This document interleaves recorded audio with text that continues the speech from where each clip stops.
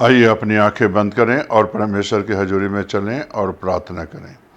स्वर्गीय आसमानी बाप, आज के वचन पर तू आशीष बरकत देना और सुनने वाले भाई बहनों के जीवन पर भी आशीष बरकत देना, और सभी भाई बहनों जो सुनते हैं उनके जीवन के बदलाव हो और ज़िंदगी में खुदाबंद उनको तो आशीषित करना खुदाबंद, ताकि तेरे नाम की महिमा जलाल मिले। ये प्रार्थना यीशु के नाम से मांगते हैं। मेरे प्यारे भाई बहनों, आपके सामने में इब्रानियों के खत 4 बाब 12 आयत पढ़ेंगे। क्योंकि परमेश्वर का वचन जीवित और प्रबल और हर एक दोधारी तलवार से भी बहुत चौखा है, और जीव और आत्मा को और गांठ गांठ और गुंदे गुंदे को अलग करके आर पार छेदता है, और मन की भावनाओं को और विचारों को जांचता है। मेरे प्यारे भाई बहनों, यहाँ जो है वचन से हम क्या सीखते हैं कि इसे जो है वचन में हमें सिखा रहा है और बता रहा है कि इसे सुनने वाले कायल हो जाते हैं, और ये वचन इंसान को कायल करता है और जो है गुनाह छोड़ने पर मजबूर करता है, पाप छोड़ने पर मजबूर करता है। तो इसीलिए यहाँ जो है जब ये वचन सुनते हैं लोग तो कायल हो जाते हैं, और सुनते सुनते जो है वचन सुनते सुनते लोग भाई बहन अपनी ज़िंदगी में बदलाव लाना चाहते हैं, और वो बदलाव आता है वचन सुनने से। और जो है इसीलिए जब ये आर पार छेदता है, गुनाहों के बीच में से होकर जब ये वचन चलता है, तो मेरे प्यारे भाई बहन इंसान अपने आप कायल हो जाता है और जो है विचारों को जांचता है से वास्तव में हम गुनाहगार हैं, वास्तव में हम पापी हैं, इसलिए हमें तौबा करना जरूरी है। मेरे प्यारे भाई बहनों, जक्कई तो कुछ भी नहीं जानता था और जो है जीवन में पाप ही पाप उसके जीवन में था, लेकिन जब प्रभु यीशु मसीह उनके घर गए तो जरा देखिए कि वहाँ जब प्रभु बैठे और जक्कई भी बैठा था, तो मेरे प्यारे भाई बहनों वचन जरूर प्रभु यीशु मसीह ने सुनाया, और जब वचन सुना तो उसकी आत्मा कायल हो गया, और जब आत्मा कायल हुआ और जो है आर पार गांठ गांठ को छेदा जब ये वचन, तो उसके पाप को महसूस किया, गुनाह को महसूस किया कि इसे मैं गुनाह किया है, मैंने पाप किया है, और अपने गुनाहों से पश्चाताप किया, तौबा किया। और मेरे प्यारे भाई और बहनों, तौबा करके और तब जो है क्या कहता है, प्रभु मैं किसी अनाजा लिया हूँ 2 गुना 4 गुना मैं वापस करने जा रहा हूँ। और तब प्रभु ने कहा आज इस घर में नाजात आई है।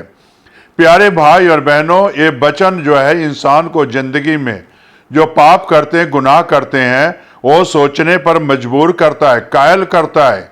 और जब ये कायल हो जाता है तो इंसान तौबा करता है, यीशु मसीह के पास आके गुनाहों की माफ़ी मांगता है।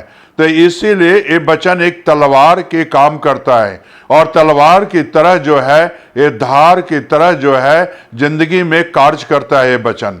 और जो शैतान जहां बैठे रहता है उसको आर पार छेदता है। और जो है मेरे प्यारे भाई और बहनों, अगर आप देखें उराव पुत्र को ही, पहले देखिए उसकी जिंदगी कैसी थी और उसका जीवन कैसा था। माँ बाप से जो है पैसे लेकर जो है दूर देश जाना, शैतान उसके जीवन में था। और मेरे प्यारे भाई बहनों, शैतान उसे कायल कर रहा था, यहाँ से चलो, यहाँ से निकलो, दूर देश में जाओ और कमाओगे, अच्छे इनकम होगी। लेकिन मेरे प्यारे भाई बहनों, जब दूर देश में गया तो क्या हुआ, बस चलने में अपने पैसे उड़ा दिए। और मेरे प्यारे भाई बहनों, शैतान कभी सोचने पर उसे मजबूर नहीं किया, आज तो पैसे हैं तो कल आज पैसे तो तुम खा रहा है और कल नहीं होगा तो क्या करोगे। शैतान जो है इस पर सोचने पर मजबूर नहीं करता, लेकिन ये वचन, यीशु का वचन जो है, पवित्र शास्त्र जो है, हमें और आपको सोचने पर मजबूर करता है।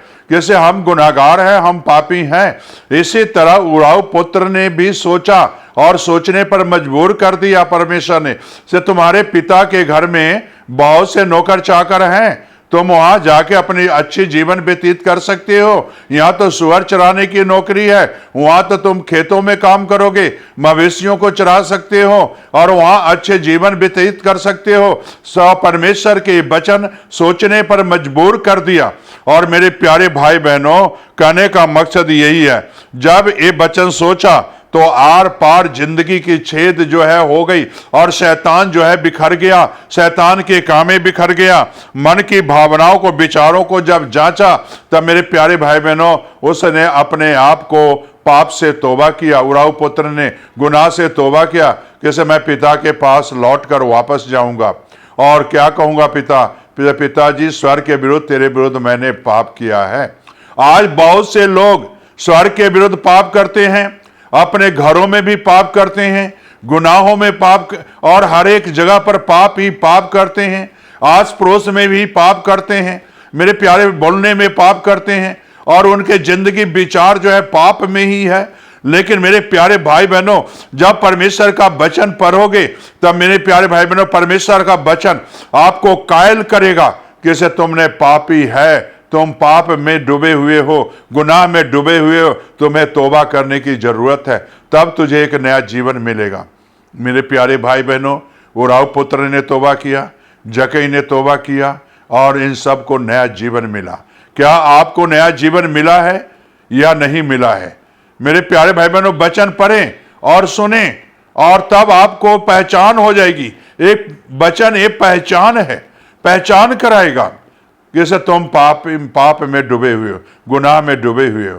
तो आओ मेरे प्यारे भाई बहनों, वचन पढ़ना सीखो और गुनाह को छोड़ना सीखो और पहचानो जैसे हम सब पापी हैं और प्रभु यीशु मसीह जीवन देने के लिए आया है, जिंदगी देने के लिए आया है। तो क्या आप जीवन चाहिए या नहीं चाहिए? अगर चाहिए तो अपने आप को तौबा करो, पश्चाताप करो, प्रार्थना करो। स्वर्गीय आसमानी बाप, ये सच वचन है, मानने के योग्य वचन है खुदाबंद। इसे जब वचन हम सुनते हैं, चाहे शैतान जितने मर्जी उलझन में डाले हुए हैं, जितने मर्जी खुदाबंद जीवन में गांठ बांधे हुए हैं, खुदाबंद यीशु इन सारी गांठों को तू खोलता है और आर पार छेदता है और मन की भावनाओं और विचारों को जांचता है और फिर उनको जीवन और जिंदगी देता है और पाप से छुटकारा देता है। खुदाबंद, जो भाई बहन आज पाप से छुटकारा चाहते हैं और अपने आप को जांच रहे हैं, तो खुदाबंद उन्हें छुटकारा दे, गुनाह से छुटकारा दे और एक नया जीवन दे दे, नई जिंदगी दे, नई आशीषें दे, नई बरकतें दे, ताकि तेरे नाम की महिमा मिले। खुदाबंद, ये वचन सच है, ये तलवार है, एक जो है तलवार है और मेरे प्यारे भाई बहनों, एक नुकीली वचन है जो कि आर पार छेदता है।